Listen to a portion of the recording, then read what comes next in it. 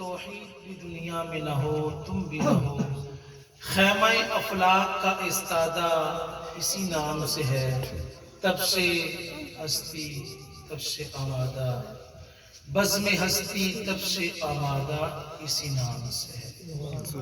الحمدللہ، اللہ رب العزت کا لاکھ لاکھ شکر ہے۔ ہر سال کی طرح اس سال بھی برادر عزیز ڈاکٹر محمد سلمان خوسی صاحب، عزیزم حافظ محمد عثمان و دیگر برادران سبھی نے مل کر کریم آقا علیہ السلام کی ولادت باسعادت کی خوشی میں یہ پرنور محفل پاک کا اہتمام کیا۔ مالک کی ذات ان کی اس کوشش کو اپنی بارگاہ میں قبول و منظور فرمائے۔ ہم سب کا یہاں پر حاضر ہونا، شرکت کرنا، اللہ رب العزت ہمارے اس عمل کو ہماری بخشش و مغفرت کا ذریعہ بنائے۔ اس کو بالکل سادہ کر دیں، ایکو وغیرہ بالکل ختم کر دیں۔ حضور نبی اکرم شفیع معظم صلی اللہ علیہ وآلہ وسلم 12 ربیع النور شریف کی صبح پاک اس جہانی رنگ و بو کے اندر تشریف لائے۔ میرے اور آپ کے کریم آقا علیہ السلام اس مبارک صبح پیاری گھڑی میں، جس کے بارے میں اعلیٰ حضرت ارشاد فرماتے ہیں، جس سوہانی گھڑی چمکا طیبہ کا چاند، اس دل افروز ساتھ پہ لاکھوں سلام۔ حضور علیہ السلام تشریف لائے، ساری ظلمتیں ختم ہو جاتی ہیں، سب اندھیرے چھٹ جاتے ہیں، سب تاریکیاں دم توڑ جاتی ہیں، اور حضور کی جلوہ گری سے پورے عالم میں نور اجالا ہو جاتا ہے۔ سبحان اللہ۔ جہاں تاریک تھا، ظلمت کدا تھا، سخت کالا تھا، کوئی پردے سے کیا نکلا، گھر گھر اجالا تھا۔ یہ حضور علیہ السلام کے میلاد کی برکتیں ہیں۔ کریم آقا علیہ السلام کی ولادت باسعادت کی بہاریں ہیں، جو ہر ایک کو اس کا حق ملتا ہے، ہر ایک کو عظمت اور فوقیت عطا ہوتی ہے۔ یہ وہی بیٹی تھی جو سرکار کی آمد سے پہلے، جو حضور کے میلاد سے پہلے، ایک باپ اپنی ہی بیٹی کو اپنے ہی ہاتھوں میں پکڑ کر چیختی چلاتی بچی کو زندہ درگور کر دیتا تھا۔ اللہ کا قرآن کہتا ہے، اذا بشر احدهم بالانثى ظل وجهه مسودا وهو كظيم۔ کسی کے گھر بیٹی پیدا ہوتی تو اس کا رنگ غصے سے لال پیلا ہو جاتا۔ یتوارا من القوم من سوء ما بشر به ایمسکه علی ہون ام یدسه فی التراب۔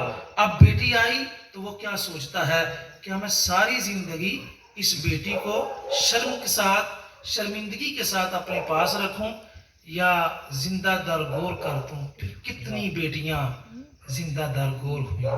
عزیزو دوستو، یہ حضور کے میلاد کی برکت تھی۔ ایک طرف جہاں پر ایک باپ اپنی ہی لختے جگر کو زندہ درگور کر رہا ہے، دوسری طرف حضور علیہ السلام اپنی بیٹی کے متعلق کیا ارشاد فرما رہے ہیں، وہ بیٹیوں پر ظلم کرنے والوں، آؤ دیکھو آج اللہ نے مجھے بھی بیٹی عطا فرمائی۔ سبحان اللہ۔ اور ارشاد فرمایا، فاطمہ تو بدعۃ منی، فاطمہ میرے جگر کا ٹکڑا ہے۔ جو بیٹیاں ہوتی ہیں یہ جگر کا ٹکڑا ہوتی ہیں۔ سرکار نے فرمایا، یہ بیٹی کے ساتھ میری محبت ہے، میری شفقت ہے۔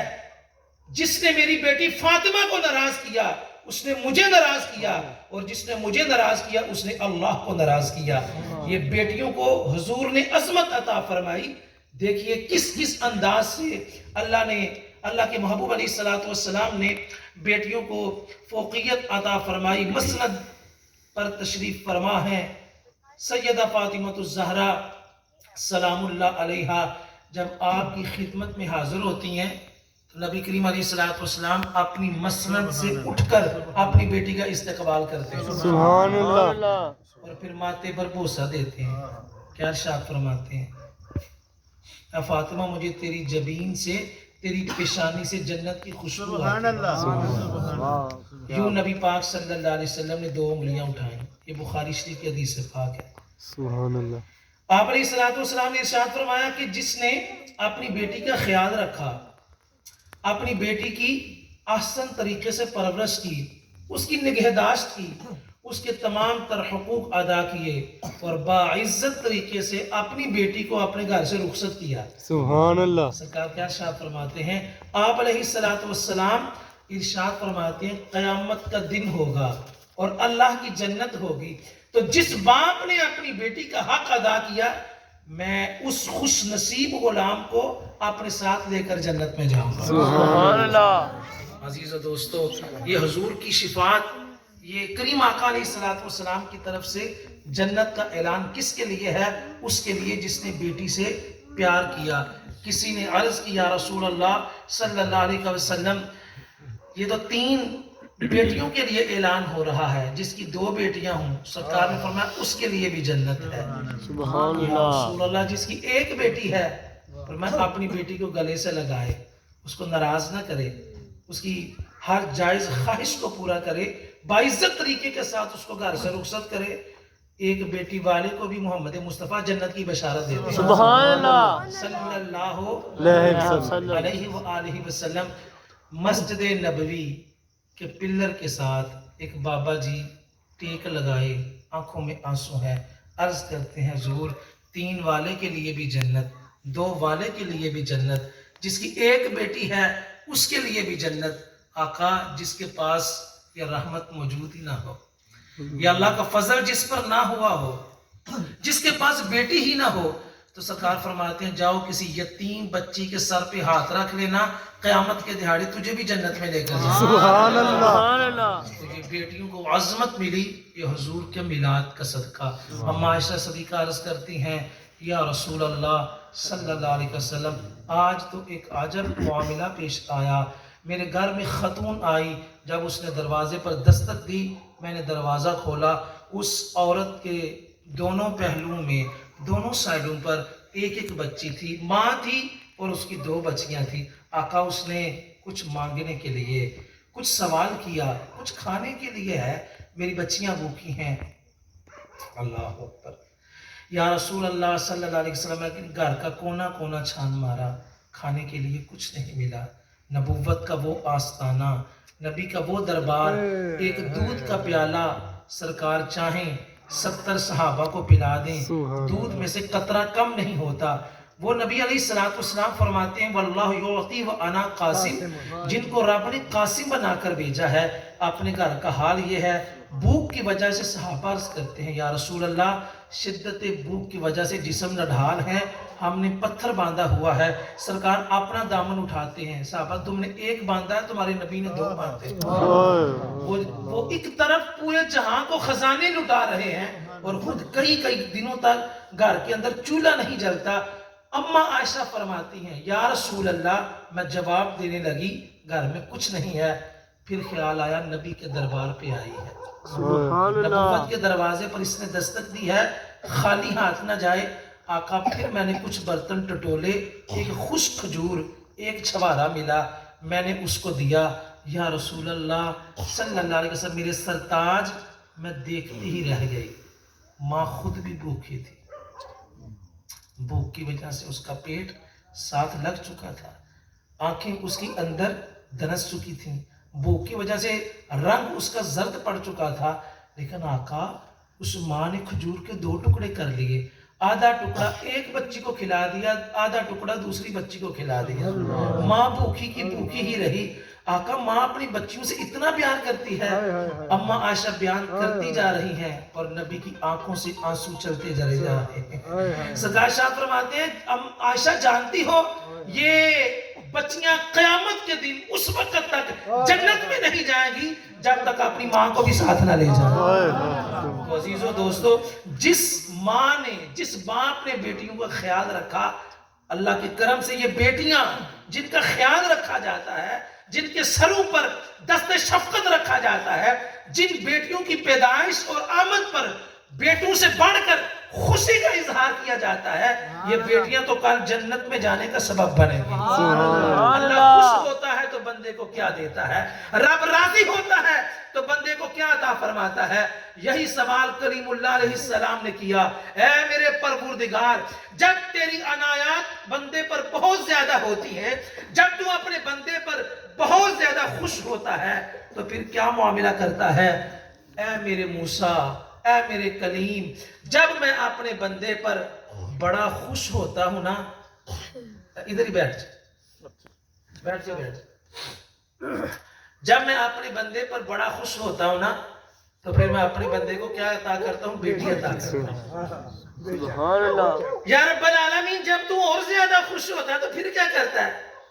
اے موسیٰ میں دوسری بیٹی عطا کرتا ہوں۔ سبحان اللہ، یا رب العالمین، جب تیری خوشی کی انتہا نہیں رہتی، اپنے بندے کو بڑا راضی کرنا چاہتا ہے تو پھر کیا ہوتا ہے؟ اور میں موسیٰ پوچھنا چاہتے ہو، پھر میں جو کرتا ہوں اس بندے کو تیسری بیٹی بھی دے دیتا ہوں۔ سبحان اللہ، آج جہالت کیا ہے، آج کتنی بدعقیدگی ہے کہ جس بہن کے گھر ایک یا دو یا مسلسل اللہ کا فضل اور 3 بیٹیاں پیدا ہو جائیں، کیا اس کو تانے نہیں سننے پڑتے؟ کیا ہم شرک نہیں کرتے؟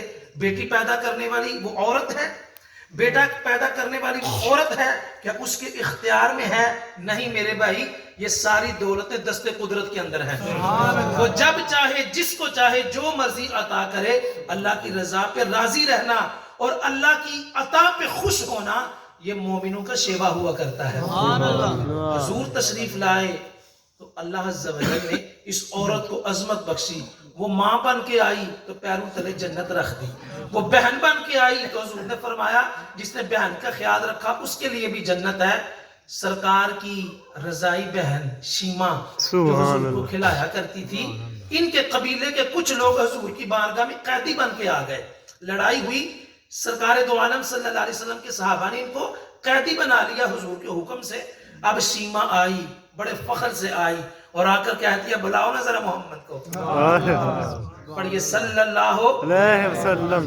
صحابہ نے ہتھیار تان لیے، کس کی جرت، اتنی دلیری کے ساتھ، پھر حضور کا نام، یا رسول اللہ صلی اللہ علیہ وسلم، شیما نام کی ایک عورت آئی ہے تو حضور نے کیا فرمایا؟ اس کو نہ بلاؤ، مجھے اس کے پاس لے چلو۔ سرکار خود گئے اور شیما کے ساتھ محبت فرمائی اور فرمایا شیما، جس کا جی چاہتا ہے قید سے رہائی تجھے دے دیتے ہیں، جس کا جی چاہتا ہے تو اپنے ساتھ لے جا۔ سبھی قیدیوں کو تیرے حکم سے اور تیری رضا کے مطابق رہائی دے دیتے ہیں۔ میرے بھائیو، یہ حضور کی کون سی بہن تھی؟ حضرت شیما رضائی بہن تھی۔ اگر حضور کی تشریف رکھے، ادھر ہی بیٹھ جائے، اگر آپ علیہ السلام کی سگی بہن ہوتی تو سرکار کی محبت کے انداز کیا ہوتے؟ سبحان اللہ، عزیزان گرامی قدر، یہ عورت اگر بیوی کی صورت میں آئی تو کریم آقا علیہ السلام نے جاتے جاتے خطبہ حجۃ الوداع کے موقع پر ارشاد فرمایا، میں تم سے 2 کمزوروں کے بارے میں کہہ کر جا رہا ہوں، ان کا خیال رکھنا۔ ان کمزوروں میں سے ایک کمزور کا ذکر کیا، بیوی کو ناراض نہ کرنا۔ یہ مائک جس نے بنایا ہے نا، اس کو پتا ہے کون سا مٹیریل یوز کیا گیا ہے، اس کی آواز کہاں تک جائے گی، اس کی ساخت کیا ہے، بناوٹ کیا ہے، حیثیت کیا ہے، یہ کتنی مدت تک چلے گا۔ عورت کو کس نے بنایا؟ اللہ نے۔ بنانے والا قرآن میں کہتا ہے اس کی باتوں کو غصہ نہ کرنا، میں نے بنائی ہی ایسی ہے۔ وہ جس نے بنائی ہے وہ کہہ رہا ہے کہ اس سے بہت کچھ ہو جانا، یہ جذبات میں آ کر باتیں بھی کر دے گی، کبھی کبھی تھوڑی سی تو میں بھی ہو جائے گی، لیکن بنانے والا کہہ رہا ہے میں نے بنائی ہی۔ اس لیے اللہ فرماتا ہے کہ اس کے معاملے کے اندر درگزر سے کام لینا، اور سرکار فرماتے جانتے ہو عورت کی بات کیا ہے؟ یہ آدم علیہ السلام کی بائیں پسلی سے بنی ہے۔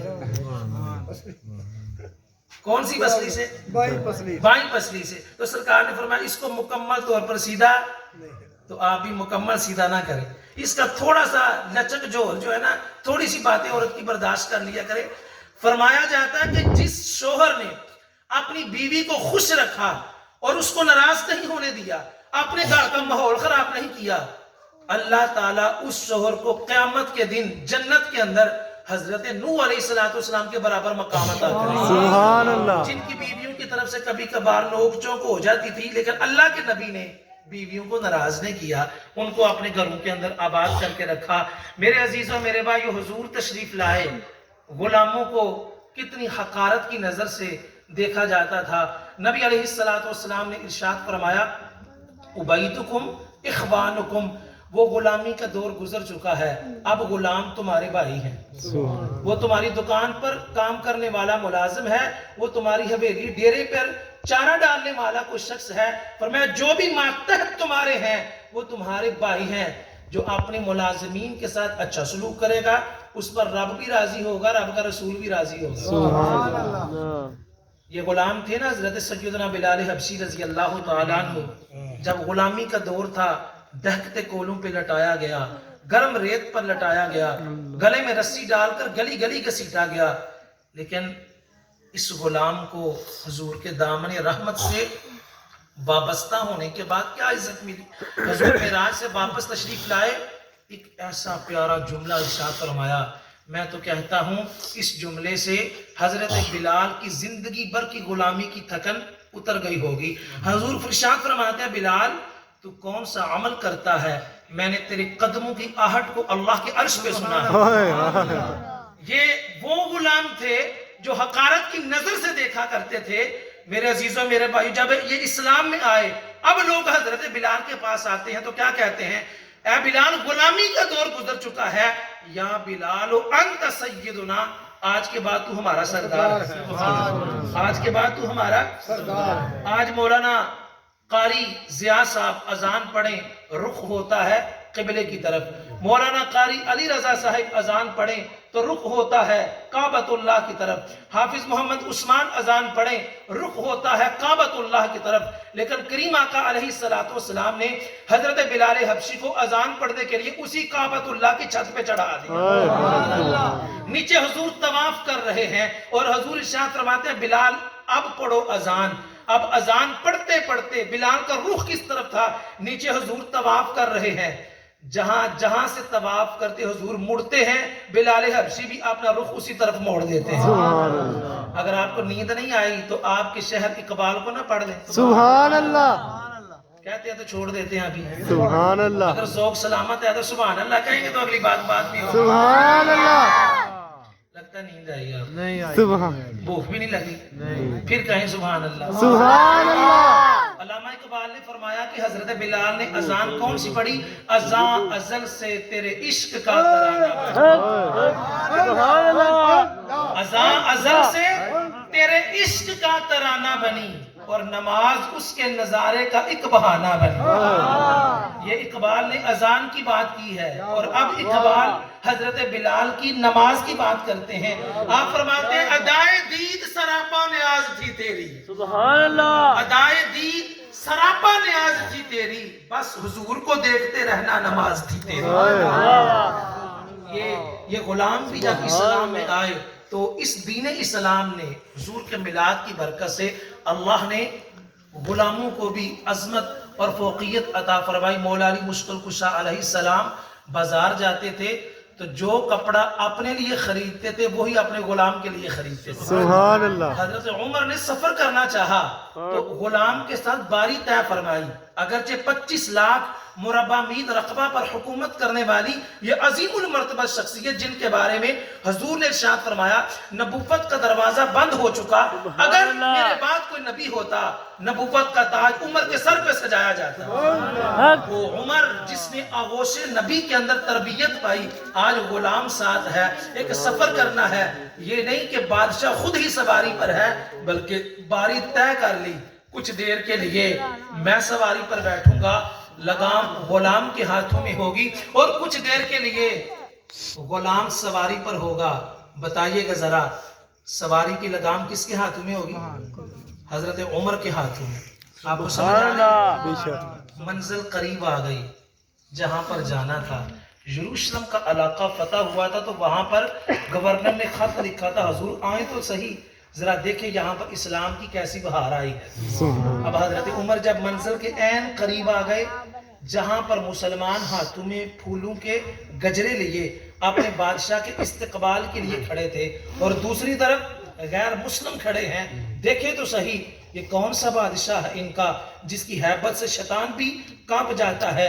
میرے عزیزوں میرے بھائیوں، منزل قریب آئی تو اتفاق سے اس سواری پر بیٹھنے کی باری حضرت عمر کی نہیں تھی۔ کس کی تھی؟ غلام کی۔ غلام کی۔ غلام ہاتھ باندھ کے عرض کرتا ہے حضور بے ادبی معاف، میں اپنی رضا کے ساتھ، میں اپنی رضامندی کے ساتھ اپنی باری آپ کو دیتا ہوں، آپ سواری پر سوار ہوں، میں سواری پر بیٹھا تو لوگ کیا کہیں گے؟ کتنا بے ادب غلام ہے، خود سواری پر ہے اور لگام بادشاہ کے ہاتھ میں ہے۔ تو آپ کیا ارشاد فرماتے ہیں؟ اے میرے بھائی، میں اللہ کو قیامت کے دن کیا جواب دوں گا؟ میں رب کی بارگاہ میں مجرم بن کر نہیں جانا چاہتا، جیسے تم اللہ کے بندے ہو ویسے میں بھی اللہ کا بندہ ہوں، ہم دونوں میں کوئی فرق نہیں ہے۔ کیسا حضور کی تربیت نے ان پر اثر کیا۔ پھر چشم فلک نے دیکھا، زمین کے ذروں نے دیکھا، درخت کے پتوں نے دیکھا، دنیا نے دیکھا، آپ نے اپنے ہاتھوں سے اس غلام کو سواری پر سوار کیا، لگام خود پکڑ دی۔ اب قریب آئے تو غیر مسلمانوں سے کہتے ہیں اور یہ تمہارا بادشاہ ہے، موٹے ہونٹ ہیں، کالا رنگ ہے۔ تو مسلمان کیا کہتے ہیں؟ بھائی ہمارا بادشاہ وہ نہیں ہے جو سواری پر سوار ہے، ہمارا بادشاہ تو وہ ہے جس نے سواری کی لگام پکڑی ہوئی ہے۔ تو غیر مسلم یہ کہنے پر مجبور ہو گئے، جس محمد صلی اللہ علیہ وسلم کے غلاموں کی شان اتنی بڑی ہے، اس محمد کا اپنا عالم کیا ہوگا؟ سبحان اللہ صلی اللہ علیہ وسلم۔ یہ غلام کو جو عزت عطا فرمائی اس کی برکت تھی، کتنے غیر مسلموں کی زبانوں پر حضور کا کلمہ جاری ہو گیا۔ سبحان اللہ۔ میرے عزیزوں میرے بھائیوں، حضور کے میلاد کی برکتیں کیا ہیں؟ آج آپ اپنے مکان پر ناز کرتے ہیں، ہمارا مکان بہت اچھا ہے۔ جو ڈبل منزل بنا لے وہ کہتا ہے محلے کے اندر جو مکان کی خوبصورتی ہماری ہے وہ کسی اور کی نہیں۔ جو ٹرپل منزل بنا لے، ٹائل لگا لے، پتھر لگا لے، وہ اپنی بلڈنگ اور بنگلے پہ ناز کرتا ہے، لیکن جانتے ہیں حضور نے کس کے مکان کو اچھا کہا ہے؟ کون سا مکان خوبصورت ہے؟ بخاری مسلم کی متفقون علیہ حدیث پاک، وہ یتیم جن کو منہ نہیں لگاتا تھا، سرکار نے فرمایا اب کائنات کا سب سے خوبصورت مکان وہ ہے جہاں پر یتیم رہتے ہیں۔ سبحان اللہ۔ وہ نبیوں میں رحمت لقب پانے والے، غریبوں یتیموں کے کام آنے والے۔ اللہ اکبر۔ حضور علیہ السلام ارشاد فرمایا سب سے پیارا مکان وہ ہے جہاں پر کون رہتے ہیں؟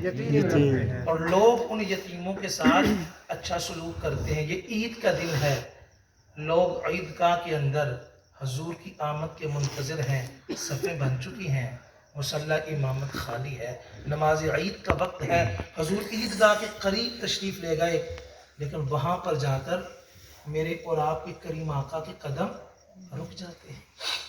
حضور دیکھتے ہیں ایک بچہ ہے جو زار و قطار ہو رہا ہے، کریم آقا علیہ السلام اس کے پاس تشریف لے گئے، ارشاد فرمایا بیٹا تجھے کس بات نے رلایا، کیوں پریشان ہو؟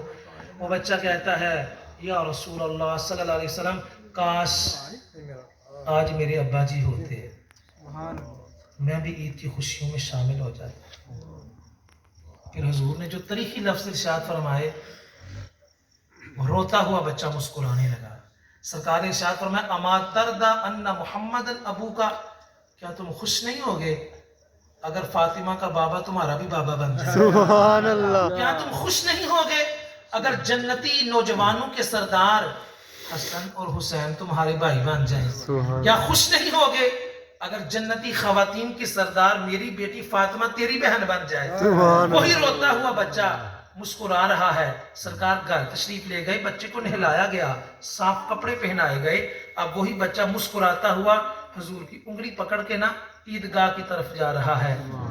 بہت سارے صحابہ نے جب یہ منظر دیکھا نا تو تڑپ کر کہنے لگے کاش اسی بھی آج یتیم ہوں گے،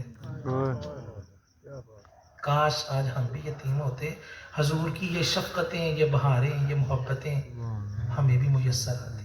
میرے عزیزوں میرے بھائیوں، یہ یتیموں کو عزت کہاں سے ملی؟ یہ حضور کے میلاد کی برکت سے ملی۔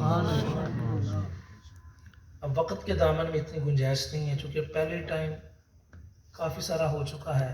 آخری ایک دو بات، یہ حضور کے میلاد کی برکت سے ہمیں نماز پڑھنے کے اندر کتنی آسانیاں ملی ہیں جو ہم نہیں پڑھ رہے۔ بخاری مسلم کی متفقون علیہ حدیث پاک ہے، سرکار فرماتے ہیں جو مجھے ملا صحابہ جانتے وہ کسی امت کو نہیں ملا۔ یہ حضور کے میلاد کی برکت سے وہ اسی امت محمدیہ کو عطا ہوا ہے۔ سرکار ارشاد فرماتے ہیں پہلی قومیں جو تھیں جب انہوں نے عبادت کرنی ہوتی تھی، جو جب تک اپنے معبد میں نہیں پہنچ جاتے تھے وہ عبادت نہیں کر سکتے تھے۔ ایک خاص جگہ ہوتی تھی جہاں پر اپنی عبادت کرنی ہوتی تھی، اگر وہ نہیں ہے، اس سے دور ہے تو وہ عبادت نہیں کر سکتے تھے جب تک وہاں پر پہنچ نہ جائیں۔ لیکن سرکار فرماتے ہیں کہ اللہ رب العزت نے میرے لیے جعلت لنا الارض مسجدہ، کائنات کے چپے چپے کو مسجد بنا دیا ہے۔ سبحان اللہ، یہ حضور کے قدم لگے تو میلاد کی برکت سے پوری کائنات مسجد بن چکی ہے۔ پھر حضور نے ارشاد فرمایا پہلی قومیں کیا ہوتا تھا کہ جب تک انہیں پانی میسر نہیں آتا تھا وہ پاکیزگی حاصل نہیں کر سکتی تھی، وہ عبادت نہیں کر سکتی تھی۔ آج کیا ہے؟ یہ حضور کے میلاد کی برکت نہیں ہے، اگر کسی کو پانی میسر نہیں ہے تو وہ کیا کر سکتا ہے؟ تیمم۔ کیا کر سکتا ہے؟ پاک زمین پر پاک ہاتھ لگائے اور اپنے تیمم کے اعضاء پر لگائے، اللہ پاکیزگی عطا فرما دیتا ہے۔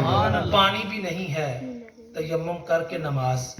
اگر خاص جگہ پر آپ موجود نہیں ہیں، دنیا کے کسی بھی کونے میں موجود ہیں، پھر بھی آپ اس جگہ پر نماز پڑھ سکتے ہیں، پھر بھی ہم اس عبادت سے غافل رہیں تو کتنی بڑی غفلت ہے۔ طبرانی شریف کی حدیث پاک ہے، ایک اعزاز اللہ نے مجھے اور عطا فرمایا۔ سرکار فرماتے ہیں قیامت کا دن ہوگا، میرے دائیں بھی امتیں، میرے بائیں بھی امتیں، آگے بھی لوگ، پیچھے بھی لوگ۔ حضرت آدم علیہ السلام سے لے کر حضور علیہ السلام کی ذات تک تمام امتیں موجود ہیں، اور ٹوٹل سبھی امتوں کی صفوں کی تعداد کتنی ہے؟ 120۔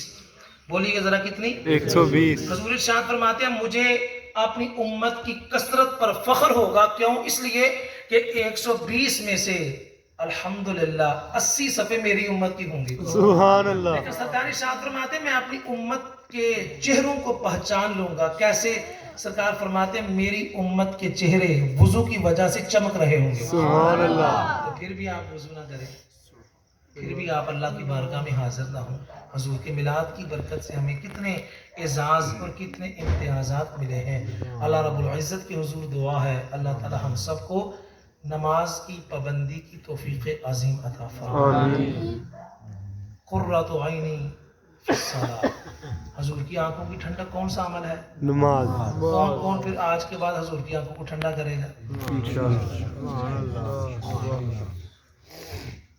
ماشاءاللہ، اللہ سب کو سلامت رکھے جی۔ بس تھوڑی دیر کے لیے اب ذکر میں شامل ہو جائیں اور اس کے بعد ہم دعا کرتے ہیں۔ بسم اللہ الرحمن الرحیم۔